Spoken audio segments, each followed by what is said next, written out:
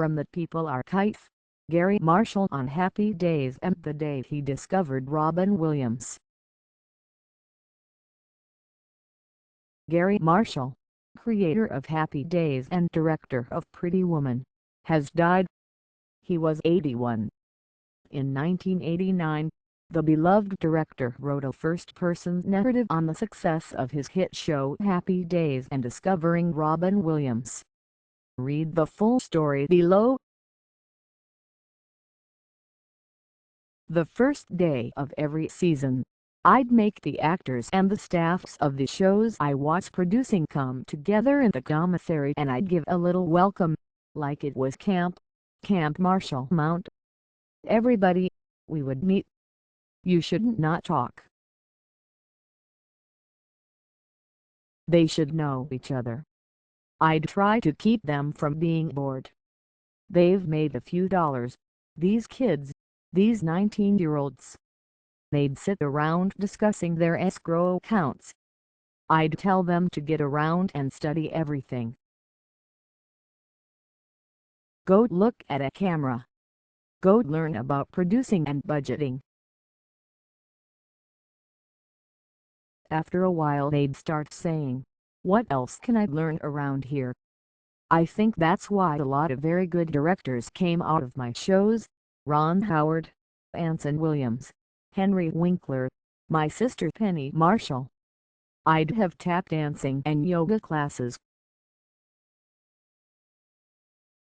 I had a softball team. I made the Happy Days All-Stars with player actors from all of my shows, and we played in 10 or 15 major league parks before the big games. The kids would get out there and see how much the audience liked them and how they should behave in a nice way because people copied them. It's all very nice to be sitting in an office. A man comes in and says, "Hey, you're no 1 or 2 or 3 in the ratings." But that's on a piece of paper. You go to Milwaukee to play in a stadium before the Brewers game. They're averaging 24,000 a game, and we come in with Scott Baio, and they do 50,000 cheering, yelling people. It's exciting to know you're getting through to the country that way. I don't mean to be corny, but we had very fine human beings on Happy Days. I mean, Henry Winkler is one of the best, top civic community leaders, helping out. And Ronnie Howard, a gentleman. When someone new appeared on Happy Days, the cast was always willing to back off and let them work. They didn't try to upstage them or say, "Hey, he's just the day player, I'm the star here." It was a nice show to work. Particularly when Robin Williams came on as a Martian.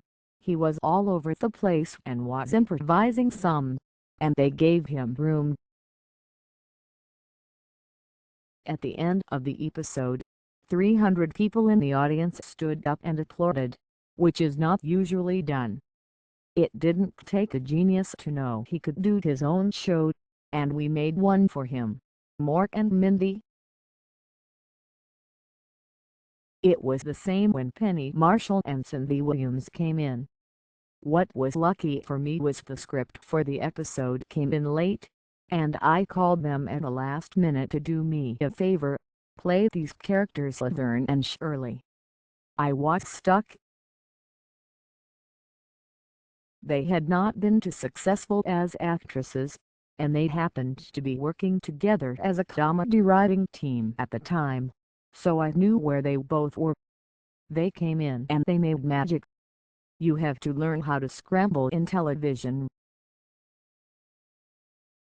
When I needed the Martian for Happy Days, my sister Ronny, who was my casting director, found Robin for me. When you're doing 2 or 3 shows at a time, you're always rushing around making quick decisions. Okay, we need a Martian. Get Jonathan Winters. Get John Byner. Get one of those guys. Ronnie said I should meet Robin, who was in Harvey Lembeck's acting class with Penny, and Penny had told her he was the best guy in the class. I said I didn't have time. She said I ought to make time. I don't have yes men. That's why I have a lot of my relatives. Your relatives never say yes.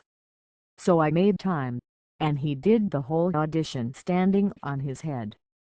He was a whole different fresh view of a guy doing an outer space alien. The same with Henry Winkler. I had created Happy Days in the early 70s, but nobody wanted it until after the play Grease and the movie American Graffiti. When we took it down from the shelf, I added a key element, Fonzie, but it was my partner, Tom Miller, who brought me Henry. I would not have cast him in a million years. They brought him in, and I thought they were wasting my time until they put the jacket and boots on him. A man from Yale, you know, and I'm looking for an Italian from the streets. He wasn't Fonzie,